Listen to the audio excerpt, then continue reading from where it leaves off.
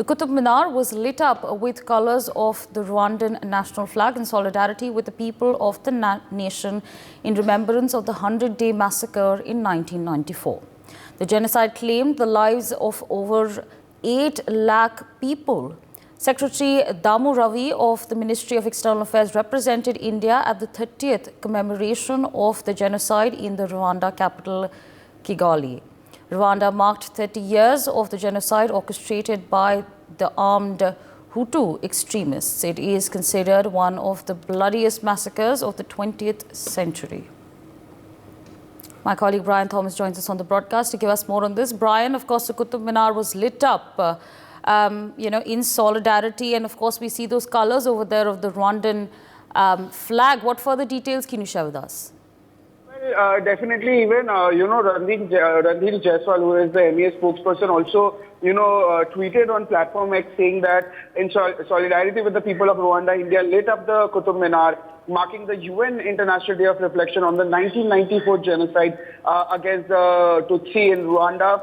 And even Damu Ravi also represented India at the 30th commemoration of the genocide in Kigali. And now Rwanda also solemnly commemorates the 30th anniversary of the 1994 genocide, which is also known as Kwibuka 30, which is a very horrific event also to all the viewers who are watching us, which was orchestrated by armed Hutu extremists that remains one of the darkest chapters in human history as well. And in a symbolic gesture of solidarity, the iconic Qutub Minar India was bathed in the colors of the Rwandan national flag, honoring the memory of 800,000 lives that was lost during the 100-day massacre.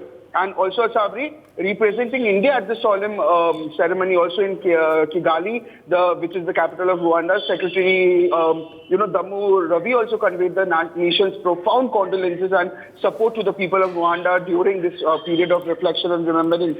And even, yes, like I said, also Ranveer Jaiswal also reaffirmed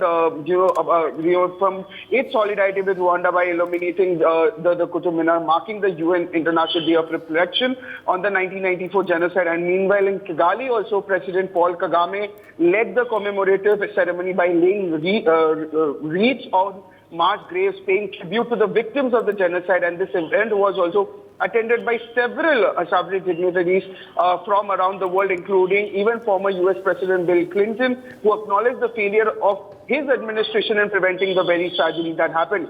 And even as part of the diplomatic mission to the region, also Secretary Damu Ravi also engaged in discussions with Rwandan officials, including the MOS for Foreign Affairs, James Kababere, and even the Ministry of Finance and Economic Planning, Uzel Najimana also. And these discussions also focused on bilateral interests and even strengthening the ties between both India and Rwanda. And furthermore, also, Asavi, Secretary Ravi's itinerary also includes visits to Uganda and Kenya, where he will also engage in high-level meetings with government officials and representatives from various sectors.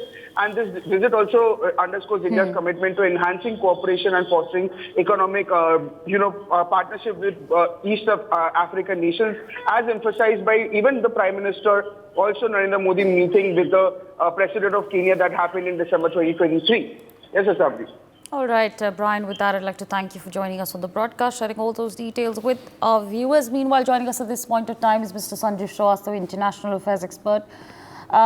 Sir, a very good morning to you. Thank you so much for speaking to us on NewsX. Now, we see, our viewers can see the Qutub Minar absolutely lit up with the Rwandan flag. And, of course, the Rwanda genocide of 1994 claimed around 8 lakh lives. It's known as the bloodiest massacre of the 20th century. What do you make of this, India showing its solidarity? Well, sorry, first of all, a very good morning to you. Good morning to all the viewers.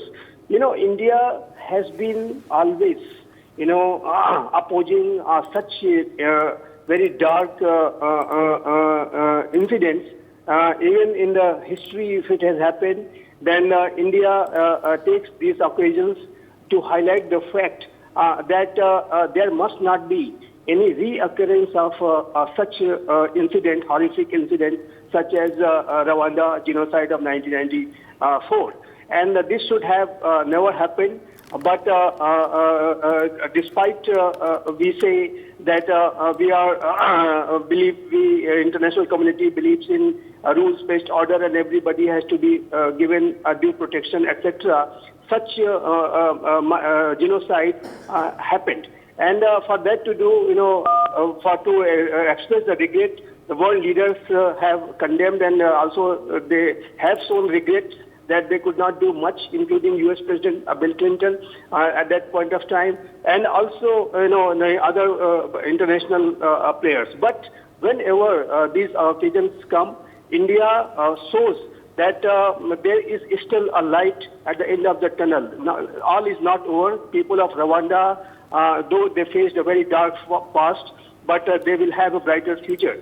And for that to show, our Qutub Minar was lit up with such lights just to demonstrate the fact that India is very much solidly behind the people of Rawanda, and India will do its best to ensure that such kind of incident does not happen in human history again. And that is a condemnable act. No words are enough to condemn that kind of a genocide which happened in the 20th century, the worst one. And now this new India, under the leadership of Prime Minister Shri Narendra Modi, we are the leader of the global South. We are very much there to ensure that the people of Africa, they get a better life, they get a better future. And to demonstrate its leadership and solidarity to the people of Africa, the people of global South, India does its best, whatever it can. And that is why, to demonstrate its solidarity with the people of Rawanda, we have lit up our historical monument, Qutub Minar. And this is just a symbolic act, but as far as the ground actions are concerned, India is doing its best for the people of Africa. India will do in particular whatever the best it can for the people of Rawanda. We have a very good relationship with that country. And obviously, in times ahead too, like in the last G20, we did our best. And that's why African Union became the part of the G20 and for people of Rawanda. Absolutely, absolutely. For more such videos, subscribe to the NewsX YouTube channel, hit the bell icon.